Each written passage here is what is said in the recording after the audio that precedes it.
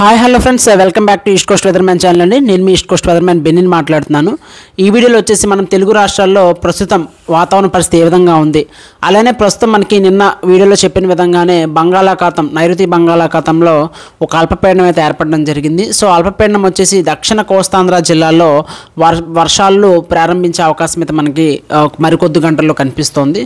So దక్షిణ కోస్తాంధ్ర జిల్లాలో వర్షాలు ఏ విధంగా ఉండబోతున్నాయి, అలానే రానున్న రోజుల్లో తుఫాను గురించి కూడా ఈ వీడియోలో ఒక ప్రివ్యూ అనేది తెలియజేస్తాం. కాబట్టి వీడియో అందరూ చివరిదాకా చూడడానికి ప్రయత్నించండి. మన ఛానల్ ఏమైనా ఫస్ట్ టైం చూస్తున్నట్లయితే వెంటనే సబ్స్క్రైబ్ చేసుకొని పక్క నోటిఫికేషన్ బెల్ ఐకాన్ కూడా ఆన్లో పెట్టుకోండి. ఇంకా ఆలస్యం చేయకుండా వీడియో అయితే మనం వెంటనే స్టార్ట్ చేసుకుందాం. మనం ప్రస్తుతం ఒకసారి శాటిలైట్ ఇమేజ్ చూసుకున్నట్లయితే, ఉపగ్రహ చిత్రం ఒకసారి చూసుకున్నట్లయితే మనకి ముఖ్యంగా శ్రీలంకకు పరిసర ప్రాంతాల్లో బలమైన మేఘాల గుంపులు, అదేవిధంగా దక్షిణ తమిళనాడుతో పాటుగా మనకి తమిళనాడులో చాలా భాగాల్లో ఆకాశం మేఘావృతమై ఉంది. అదేవిధంగా మనకి ఆంధ్రప్రదేశ్ కోస్తాంధ్రప్రదేశ్లో కూడా మనకి ఆకాశం మేఘావృతమై ఉంది. కొన్ని ప్రాంతాల్లో అయితే మనకి చూసుకున్న మధ్య ఆంధ్రప్రదేశ్, రాయలసీమ జిల్లాల వరకు కూడా మేఘాలు అనేవి ఈ యొక్క అల్పపీడన ప్రభావంతో విస్తరిస్తున్న పరిస్థితి కనిపిస్తోంది. కానీ మేఘాలు ఉన్నప్పటికీ ఆంధ్రప్రదేశ్ అంతటా వర్షాలు కురిసే అవకాశం అయితే మనకి ఈ యొక్క అల్పపీడన ప్రభావంతో లేదు. కానీ దక్షిణ కోస్తాంధ్ర జిల్లాల్లో మాత్రమే ఈ యొక్క అల్పపీడన ప్రభావం రాగల 48 గంటల్లో మనకి కనిపించే అవకాశం అయితే స్పష్టంగా ప్రస్తుతానికి కనిపిస్తుంది. సో ఒకసారి సిస్టమ్ ఎక్కడ ఉందో చూసుకున్నట్లయితే, ప్రస్తుతానికి మనం మార్క్ చేసిన విధంగా చూసుకుంటే ఇక్కడ శ్రీలంకకి ఆనుకొని, అంటే శ్రీలంకకు దక్షిణ భాగంలో ప్రస్తుతం, నిన్న కొంచెం శ్రీలంక తూర్పున ఉండేది, ఇప్పుడు కొంచెం శ్రీలంకకు దక్షిణ భాగంలో కేంద్రీకృతమైంది ప్రస్తుతానికి అల్పపీడనం వచ్చేసి. ఇంకో విషయం ఏంటంటే, ఈ యొక్క అల్పపీడనం కొంచెం బలహీనపడడం కూడా మనకు జరిగిందండి. అంటే నిన్న అల్పపీడనంగా ఉన్నప్పటికీ ప్రస్తుతానికి మనకి కొంచెం వీక్ అయింది. అంటే మరీ బలహీనపడలేదు, కాస్తంత బలహీనపడడం జరిగింది. కానీ పడినప్పటికీ ఈశాన్య గాలుల వల్ల మనకి వర్షాలు అనేవి ఖచ్చితంగా నెల్లూరు, అలానే తిరుపతి, చిత్తూరు జిల్లాలో ఉండే అవకాశాలు అయితే రాగల 48 గంటల్లో మనకు కనిపిస్తున్నాయి.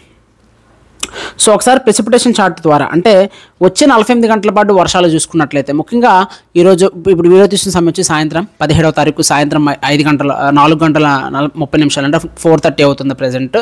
సో ఏంటంటే ఈరోజు రాత్రి సమయంలో, ముఖ్యంగా ఈరోజు రాత్రి లేదా అర్ధరాత్రి సమయం నుంచి మనకి తిరుపతి, నెల్లూరు, అలానే చిత్తూరు జిల్లాల్లో మనకి ముఖ్యంగా కోస్తా భాగాల్లో, అంటే తిరుపతి కోస్తా భాగాలు, అంటే ముఖ్యంగా సుల్లూరుపేట, తడ, నాయుడుపేట, శ్రీకాళహస్తి, అలానే నెల్లూరు కోస్తా భాగాల్లో కూడా మనకి అక్కడక్కడ చెల్లా చెదురుగా ముఖ్యంగా ఈరోజు రాత్రి లేదా అర్ధరాత్రి సమయంలో వర్షాలు స్టార్ట్ అవుతుంది.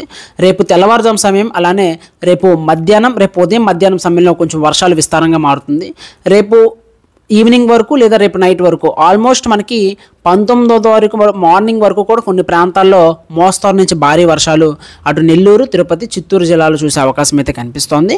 ఎక్కువ శాతం నెల్లూరు, తిరుపతి జిల్లాలోని కోస్తా భాగాల్లో మోస్తరు వర్షం నుంచి భారీ వర్షాలు, అంటే చాలా ప్రాంతాల్లో మోస్తరు వర్షాలు, కొన్ని ప్రాంతాల్లో భారీ వర్షాలు. ముఖ్యంగా చూసుకున్నట్లయితే నెల్లూరు, తిరుపతి కోస్తా భాగాలు, అంటే సముద్రానికి దగ్గరగా ఉండే భాగాల్లో మనం చూసే అవకాశం ఉంది.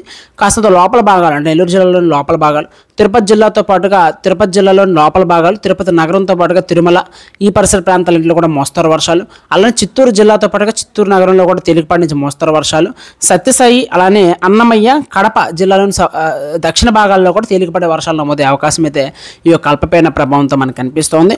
సో ఓవరాల్గా చూసుకుంటే మనకి రాగల 48 గంటలు, అంటే ముఖ్యంగా ఈ రోజు రాత్రి నుంచి మొదలుకొని రేపు అలానే ఎల్లుండు, అంటే 19వ తారీఖు తెల్లవారుజాము సమయం వరకు కూడా ఈ యొక్క వర్షాలు దక్షిణ కోస్తాంధ్ర మీద ఫోకస్ చేసే అవకాశాలు అయితే మనకి స్పష్టంగా కనిపిస్తున్నాయి. యాక్చువల్గా చెప్పాలంటే ఈ రోజు మార్నింగ్ ఆఫ్టర్నూన్ నుంచి కొన్ని వర్షాలు స్టార్ట్ అవ్వాలి, కానీ అల్పపీడనం కొంచెం బలహీనపడడంతో, అదేవిధంగా కొంచెం స్లోగా కదులుతుంది, అంటే స్లోగా మూవ్ అవుతున్న కారణంగా మనకి వర్షాలు డిలే అవుతున్నాయి, అంటే కొంచెం ఆలస్యం అవుతున్నాయి. కానీ ఆలస్యం అయినప్పటికీ కూడా వర్షాలు అయితే కంపల్సరీ ఈ యొక్క అల్పపీడన ప్రభావంతో దక్షిణ కోస్తాంధ్రలో రాగల 48 గంటలు చూసే అవకాశం అయితే కనిపిస్తుంది. అలానే దక్షిణ కోస్తాంధ్రతో పాటుగా ఈస్ట్ రాయలసీమ, అంటే తూర్పు రాయలసీమ జిల్లాలో కూడా కొన్ని వర్షాలు చూసే అవకాశం అయితే రాగల 48 గంటల్లో మనకి స్పష్టంగా కనిపిస్తుందండి. తెలంగాణ కానీ అలాగే మనకి రాయలసీమ జిల్లాలో మిగతా భాగాలు, కోస్తాంధ్రలో అన్ని భాగాల్లో కూడా మనకి పొడి వాతావరణం ఉంటుంది. చలి వాతావరణం కూడా మనకి తెలంగాణ జిల్లాలో గత వారం రోజులుగా విపరీతంగా ఉంది. చలి మరొక 3 రోజులు తెలంగాణలో విపరీతంగా ఉండే అవకాశం కనిపిస్తుంది. కోస్తాంధ్రలో కూడా మనకి తెలంగాణను ఆనుకున్న ప్రాంతాల్లో చలితో కాస్తంత ఎక్కువగా ఉండే అవకాశం అయితే వచ్చే 3 రోజులు అయితే మనకు కనిపిస్తుందండి. అంతేగాని వర్షాలు అయితే మాత్రం మనకి వచ్చే 20వ తారీఖు వరకు ఎక్కడ ఉండే అవకాశం అయితే లేదు. దాని తర్వాత మనకి ముఖ్య విషయం ఏంటంటే, తమ్నెల్లో పెట్టిన విధంగా నవంబర్ చివరి వారం, అంటే ముఖ్యంగా 22 నుంచి 30వ తారీఖు మధ్యలో, అంటే ఈ యొక్క టైం పీరియడ్లో మనకి ఒక బలమైన తుఫాను ఏర్పడే అవకాశం కనిపిస్తుంది. ముఖ్యంగా 26వ తారీఖు తర్వాత ఈ యొక్క తుఫాను ఏర్పడే అవకాశం ఉంది. ముఖ్యంగా 22 లేదా 23వ తారీఖున ఒక కొత్త అల్పపీడనం అయితే ముఖ్యంగా ఈ ప్రాంతంలో, అంటే దక్షిణ అండమాన్ ప్రాంతంలో ఏర్పడి ఇది నెమ్మదిగా శ్రీలంక, తమిళనాడు లేదా ఆంధ్ర తీరాల వైపు, ముఖ్యంగా చూసుకుంటే దక్షిణ కోస్తాంధ్ర, తమిళనాడు తీరాల వైపు మూవ్ అయ్యే ఛాన్సెస్ చాలా ఎక్కువగా ఉన్నాయి.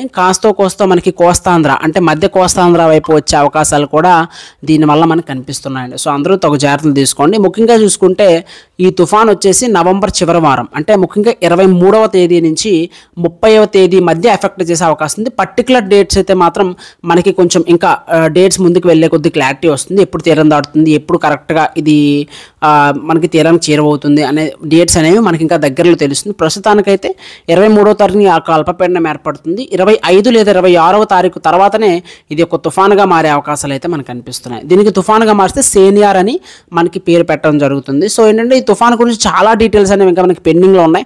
దీని యొక్క ట్రాక్ కానీ, దీని యొక్క ఇంటెన్సిటీ కానీ, అంటే తీవ్రత కానీ, దీని యొక్క వర్షపాతం కానీ ఏవి కూడా మనకి ఇంకా క్లారిటీ లేని పరిస్థితి ప్రస్తుతానికి ఉంది. ఎందుకంటే ప్రస్తుతం మనకి ఇప్పుడు శ్రీలంక దగ్గర ఉన్న కొనసాగుతున్న అల్పపీడనం మనకి పూర్తిగా దీని ఎఫెక్ట్ తగ్గిపోయిన తర్వాత కొత్తగా మనకి 22వ తారీఖున మరలా మనకి అల్పపీడనం అనేది దక్షిణ బంగాళాఖాతం, దక్షిణ అండమాన్ ప్రాంతంలో ఏర్పడుతుంది.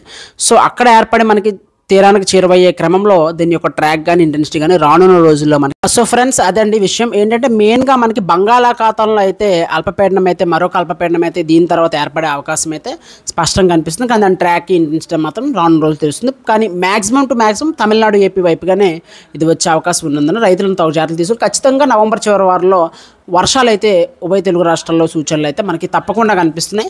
ప్రస్తుతానికైతే దక్షిణ కోస్తాంధ్రలో వర్షాలు ఉంటుంది, కానీ తర్వాత మాత్రం ఉభయ తెలుగు రాష్ట్రాల్లో వర్షాల ముప్పు అయితే పొంచి ఉన్నందున రైతులు ఇప్పటి నుంచే మీ పనులు తగు జాగ్రత్తలు చూసుకోండి. అంటే ఏమైనా పనులున్నా త్వరగా ముగించుకోవడానికి, అలానే మీ క్రాప్స్ని కూడా జాగ్రత్త చేసుకోవడానికి అందరూ చూసుకోండి. That's all for now. మరొక వీడియోతో మళ్ళీ కలుసుకుందాం. That's all for now. Signing off East Coast Weather Man. Subscribe చేసుకోకపోతే వెంటనే సబ్స్క్రైబ్ చేసుకోండి. Thank you for watching.